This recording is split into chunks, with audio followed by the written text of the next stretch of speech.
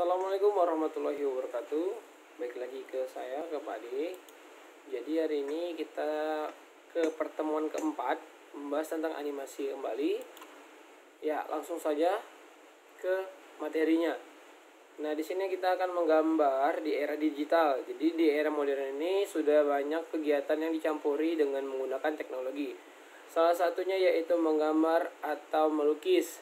Nah, lukisan yang awalnya menggunakan kuas, sekarang para artis dapat menggambar karyanya melalui teknologi. Kegiatan menggambar menggunakan alat ini disebut digital drawing ya. Jadi dulu itu kita memakai kuas, sekarang kita udah menggambar segala macam itu dari komputer, dan itu disebut dengan digital drawing. Nah, apa saja Pak contohnya? Nah, ini contoh yang pertama. Ada vektor. Vektor art merupakan gambar yang terbentuk dari sejumlah garis dan kurva. Ciri-ciri atau ciri khas dari vektor art adalah gambarnya yang terlihat seperti kartun, tapi bentuknya nyata dan hampir mirip dengan bentuk aslinya. Nah, ini contoh vektor. Ini ya, ini ada gambarnya juga. Kemudian ada WPAP. Ini kepanjangannya. Ini WPAP, ini kepanjangannya Widas Pop Art Portrait. Nah, WPAP suatu gugus seni ilustrasi potret wajah yang berselang-seling atau bersaling secara geometri lah kita bilang, dengan menggunakan koordinasi warna-warna khusus. Jadi ciri khas dari WPAP adalah warnanya yang bebas namun masih terdapat unsur gelap terangnya. Contohnya gambarnya seperti ini. Ini Tony Stark nih. Bagus ya, keren ya. Kemudian ada yang ketiga, ada line art. Line art merupakan gambar yang terbentuk dari garis-garis tegas yang berwarna hitam tanpa ada gradasi warna. Nah, ini contohnya, dia satu warna hitam. Jadi ada ciri khas dari line art adalah warnanya yang hanya terdiri dari dua, ya, hitam dan putih. Ini dia gambarnya. Nah, kemudian ada yang low poly art. Nah, low poly art adalah low polygon art, biasa disebut dengan itu. Kemudian salah satu jenis seni digital yang memiliki efek visual seperti rangkaian kristal yang menyatu menjadi sebuah objek. Jadi ya contohnya nih, gambar yang jokernya nih runcing-runcing gitu. Ini contohnya. Nah, kayak runcing-runcing gitu. Jadi ini salah satu dari contoh low poly art. Ini dia contohnya. Nah, ini bisa di Corel atau di Photoshop ya. Kemudian ada flat design. Nah, ini ada flat design, adalah desain yang mendekatkan desain minimalis lah kita bilang, yang menekankan kegunaan.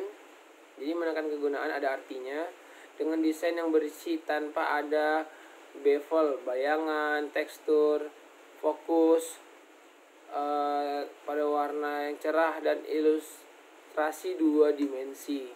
Ciri khas dari flat design adalah bentuknya yang sederhana dan menggunakan warna-warna yang cerah. Aplikasi yang bisa digunakan contohnya adalah Adobe Photoshop, Illustrator. Nah, itulah dia. Bisa juga sih di Corel, tergantung juga dengan kemampuan kita. Jadi lebih menekankan sebuah desain yang ada artinya di sini. Contohnya kayak logo-logo gitu. Kemudian ada tipografi. Ya, ini saya paling suka sama yang ini. Tipografi yaitu adalah suatu seni memilih dan menata huruf dengan pengaturan yang menyebar pada ruang yang tersedia dan bertujuan untuk menciptakan kesan yang menarik. Ciri khas dari tipografi yaitu bentuk tulisan yang sudah mengalami modifikasi. Nah, jadi ini tipografi ini salah satu seni desain digital drawing,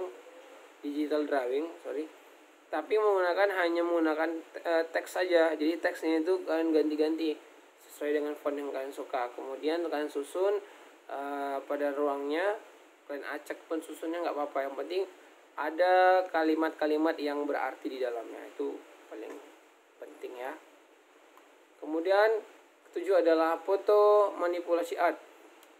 Nah, foto manipulasi art yaitu seni atau teknik untuk mengubah atau menambah atau memperindah suatu tampilan foto yang asli menjadi manipulasi art. Biasanya banyak efek-efek ya di foto manipulasi art ini, kayak yang separuh badan kita yang kayak habis atau menjadi abu gitu, potong segala macam. Nah, itu dari foto manipulasi art. Nah, ini bisa digunakan dari Photoshop ya, di Photoshop, nggak bisa di Corel. Kemudian ada ilustrasi. Nah, ini ilustrasian adalah hampir mirip dengan manipulasi art. Bedanya itu manipulasi art adalah karya seni yang berupa gambar nyata. Nah, sementara kalau ilustrasi art ini adalah gambar yang tidak nyata atau campuran-campuran gambar dari beberapa gambar yang dijadikan satu, yang membentuk menjadi wajah orang gitu. Dan ingat, semua yang kita kerjakan itu atau yang kita gambarkan itu mempunyai arti ya. Nah, yang 9 ada siluet. Siluet yaitu sebuah seni yang berupa sketsa. Ini ya, sketsa bayangan.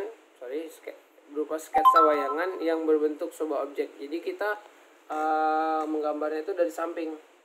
Ya, dari samping wajah. Kemudian kita hitamkan. Ini contohnya.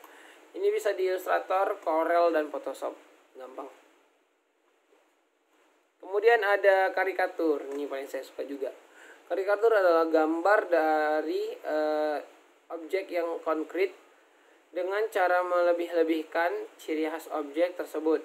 Jadi ini sebuah gambar animasi, telah kita bilang, yang kita lihat dari wajah asli, kemudian kita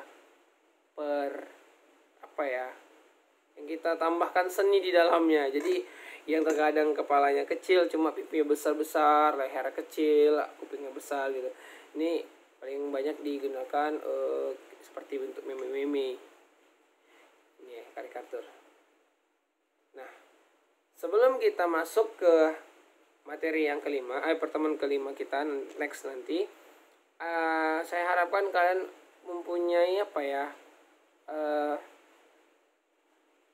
komentar-komentar yang cukup membuat saya jadi saya nggak bisa jawabnya lagi tuh. Komen di bawah ini, kemudian apa yang harus kalian tanyakan, kemudian nanti akan saya jawab langsung di komen itu, saya bahas langsung. Jadi ada interaksi dari kalian ke saya, meskipun daring ya, itu tidak bisa menghambat kita untuk belajar. Ingat ya, sekali lagi, tetap fokus meskipun pelajaran daring. Jadi ada pertanyaan atau tidak? Oke, next. Nah, jadi dari sini tidak ada pertanyaan untuk kalian. Jadi pahami aja materi hari ini. Next, di pertemuan selanjutnya saya akan menjelaskan atau memanipulasikan cara penggunaan dari software animasi 2 dimensi dan 3 dimensi. Mungkin sampai sini saja materi saya. Assalamualaikum warahmatullahi wabarakatuh.